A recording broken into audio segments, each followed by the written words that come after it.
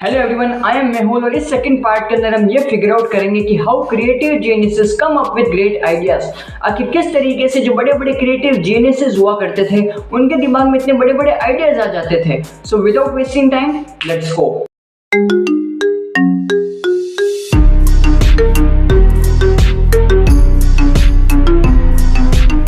Chapter की शुरुआत हम एक इंटरेस्टिंग स्टोरी के साथ में करेंगे जो कि मार्कस जुसाक की है। देन हम ये देखेंगे कि जो उनको इतनी बड़ी ब्लॉकबस्टर सक्सेस मिली उसमें लक का कितना इन्वॉल्वमेंट था।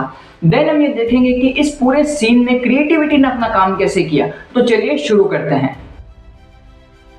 2002 के अंदर मार्कस जुसाक जो कि बहुत बड़े राइटर थे, उन्होंने ये डिसाइड किया कि वो एक बुक लिखेंगे।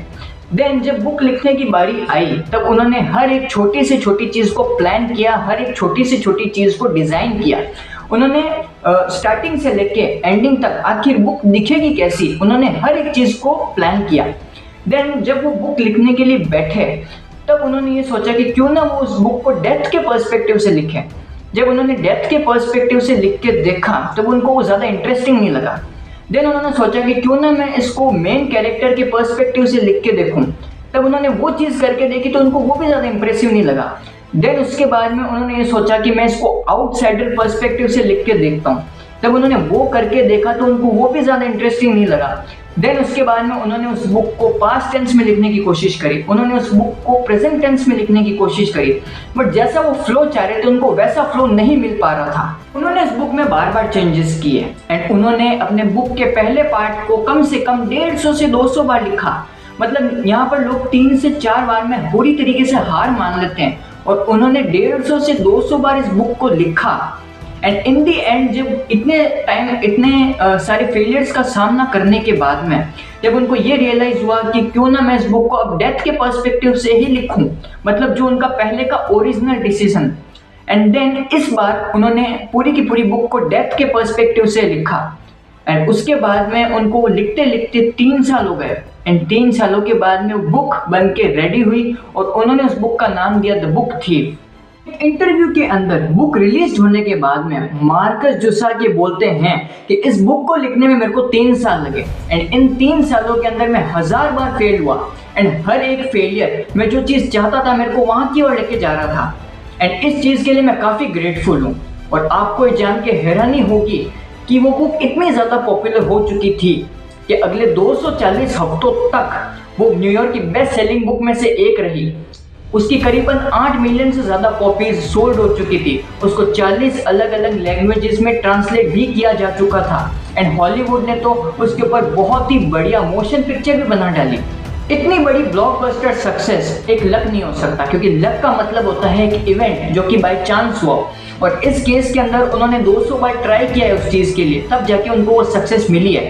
एंड इसी पॉइंट के ऊपर हम आगे के टॉपिक में डिस्कस करेंगे जो कि है the simple secret of having good luck.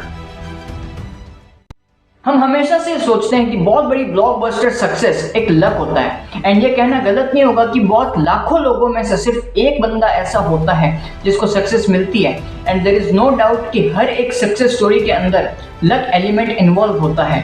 But अगर हम मार्कस जुसाक के केस में देखें तो ये एक जीता जाता एग्जाम्पल है कि अगर आप किसी चीज़ के लिए 200 बार ट्राई करोगे तो इसका मतलब आप 200 बार खुद को री इन्वेंट कर रहे हो किसी भी क्राफ्ट में मास्टरी अचीव करने के लिए। एंड लक आपको ढूंढता हुआ चला आएगा।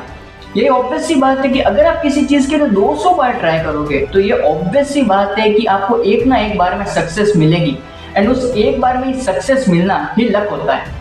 How do hidden creative geniuses come up with great ideas? क्योंकि वो उस चीज़ पे कंटिन्यूसली काम करते हैं, वो चीज़ों को रीराइट करते हैं, वो चीज़ों को री एडिट करते हैं एंड चीज़ों को तब तक करते चले जाते हैं जब तक वो अपने हिडन क्रिएटिव जीनियस को बाहर ना निकाल दें। अब हम ये देखेंगे कि हाउ क्रिएटिविटी वर्क्स। आखिर क्रिएटिविटी अपना काम कैसे करती है। हम सभी के अंदर एक हिडन क्रिएटिव जीनियस होता है छुपा हुआ, और वो बाहर तभी आता है जब आप कंटिन्यूसली किसी चीज़ पर काम कर रहे हो। हम सभी के अंदर एक हिडन क्रिएटिव जीनियस को बाहर निकालने के लिए आपको अपनी लाइफ में हमेशा कुछ ना कुछ क्रिएट करना होता है एंड क्रिएट करने से आपको नए नए आइडियाज़ आते हैं, आपको नई नई इन्फॉर्मेशन आपके दिमाग में प्रोसेस होती है और उनसे एक प्रोडक्ट के रूप में बड़े बड़े आइडियाज़ जनरेट होते हैं। और फिर चाहे वो मार्कस जुसाक के लिए 200 बार लिखना ही क्यों ना हो, कंटिन्यूसली काम करने से आपको हमेशा नई नई चीज़ें पता चलती है। एंड फिर चाहे वो किसी फोटोग्राफर के लिए नई नई फोटोज़ क्लिक करना हो, या फिर किसी आर्टिस्ट पेंटर के लिए नए नए पोर्ट्रेट्स बनाना हो, या फिर किसी सिंगर के लिए नए नए गाने रिहर्सल करना हो, शर्त यही है कि वो बाहर तभी आएंगे जब आप किसी चीज़ पर काम करोगे। So that's it.